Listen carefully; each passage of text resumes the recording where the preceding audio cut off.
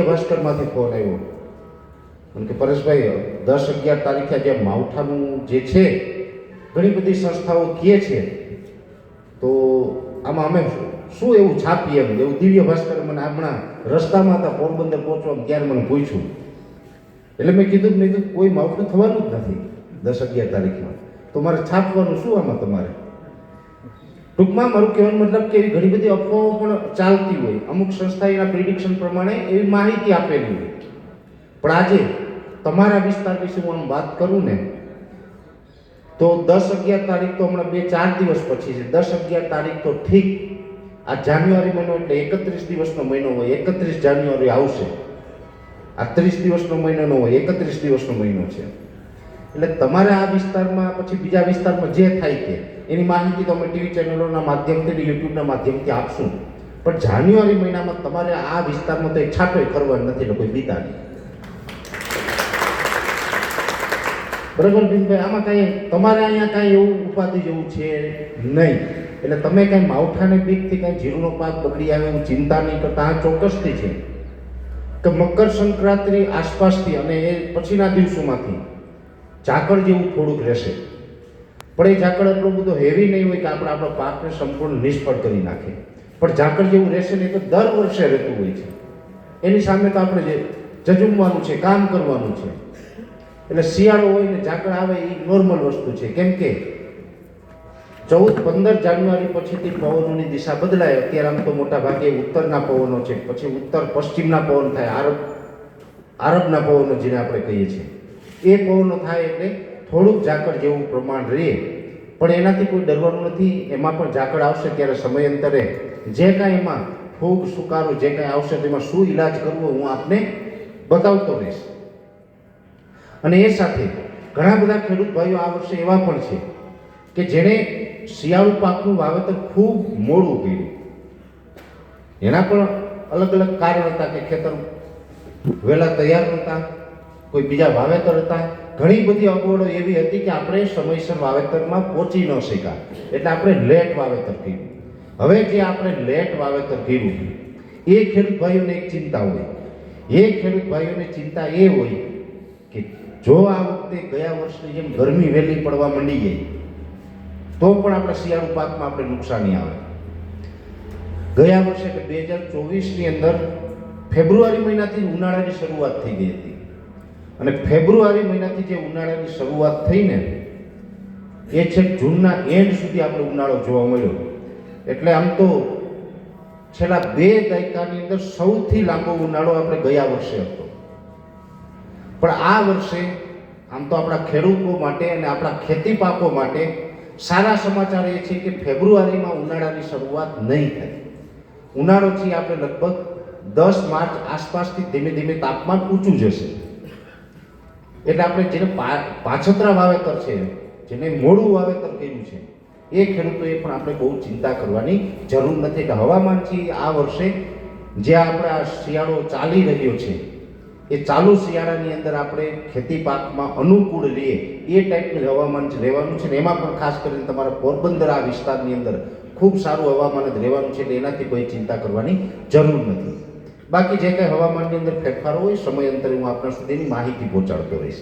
આજે અગત્યની વાત ખેતી વિશેની કરવાની છે, થોડીક ઝેરમુક્ત ખેતી વિશેની કરવાની છે.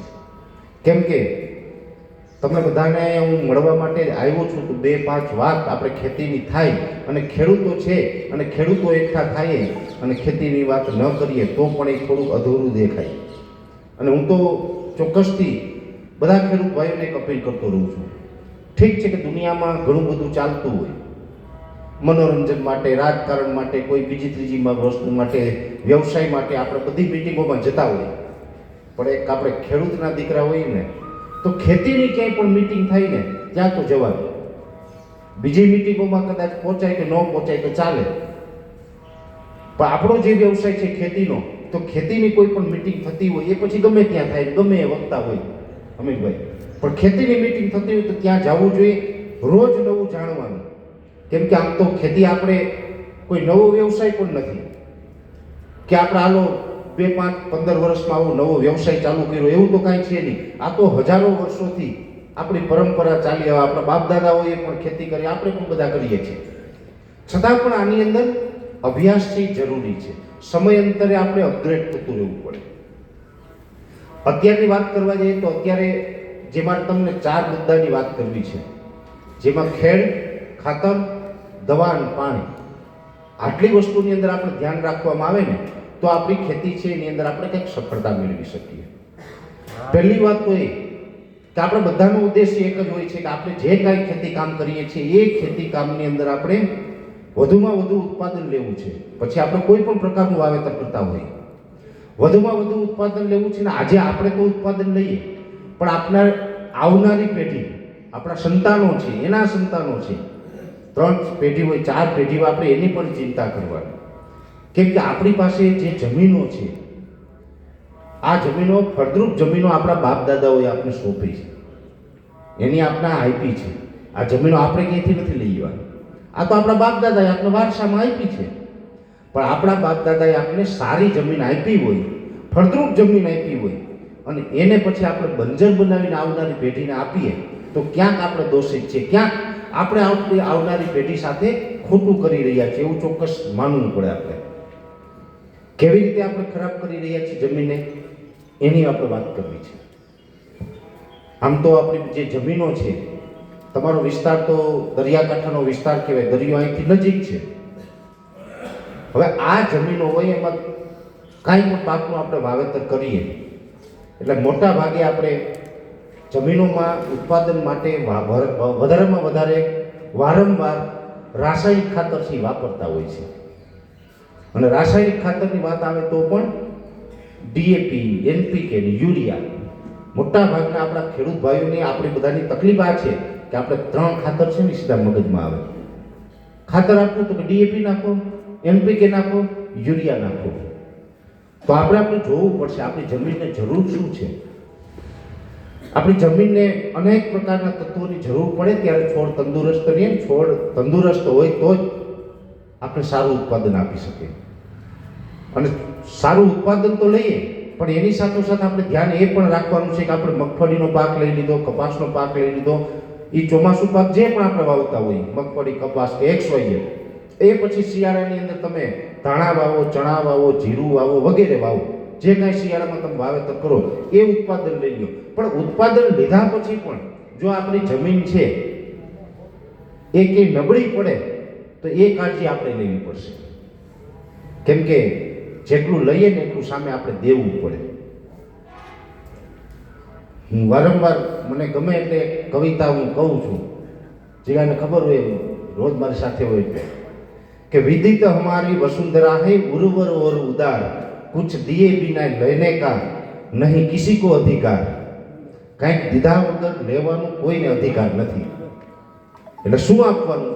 આપણે આપણી વાડીએથી 10 ટ્રેક્ટર માંડવીના લઈ આવીએ, દિવાળીએ માંડવી પાકે, નોરતામાં કોઈને વહેલું વાવેતર હોય તો નોરતામાં તૈયાર થઈ ગયું હોય, દિવાળીએ થાય, પણ એ ટાઈમ આસપાસ આપણી માંડવી તૈયાર થાય, 10 ટ્રેક્ટર આપણે વાડીએથી માંડવીના ભરીને ઘરે લઈ આવીએ અને દેવા જવાનું વાત આવે ત્યારે 3 થેલી ડીએપીની દઈ આવીએ આપણે, તો એ આપણો વ્યવહાર ન આવે. હું તો એવું માનું 15 ટ્રેક્ટર માંડવીના લઈ આવ્યો હોય અમીનભાઈ તો 15 ટ્રેક્ટર છાણિયા ખાતરના દેવા જોઈએ. આપણે 15 નો દે તો 10 તો દેવા જોઈએ. પણ નકરું ત્યાંથી લઈ લેવું પછી દેવાના નામે ડીએપીની, એનપીકે, યુરિયાની 3 થેલી દઈ આવશું તો એ વ્યવહાર આપણો નહીં હાલે. કાંઈક દેવું પડશે, કાંઈક લેવું હોય તો. શું કામ દેવું પડે? તો કે આપણે કોઈ પણ છોડ